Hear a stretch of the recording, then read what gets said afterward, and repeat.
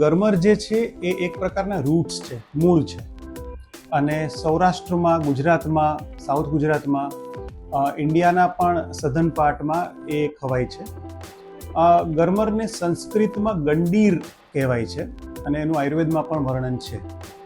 અને તમે જો એને મોડર્ન પર્સપેક્ટિવથી જોવા જાઓ તો ગરમરને કોલિયસ રૂટ એવું કહેવાય છે.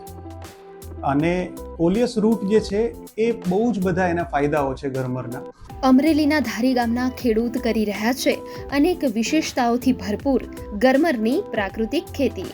આ આખું વર્ષ ટકે છે અને આ ગરમર ખાસ કરીને જ્યારે કાચી કેરી જરૂરી મોટી થાય અને ત્યારે આ ગરમરને ખાટા પાણીની જરૂર પડે છે. એટલે કેરી જ્યારે મોટી થાય અને કેરીનું અથાણું કરીએ ત્યારે આ ખાટું પાણી કરી અને એમાં બોળી અને કરવામાં આવે છે અને તો જ આનું પરિણામ રહે છે અને તો સારી રહે છે અને ખૂબ જ મજા આવે છે.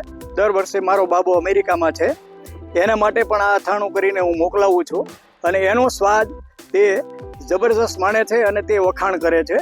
આ ઉપરાંત એના જે ડાળા હોય છે એ હું પોતે ડાયાબિટીક પેશન્ટ હોવાને કારણે મને એના સારો એવો ફાયદો લાગે છે, તેથી એની ડાળાનું પણ અથાણું હું બનાવું છું.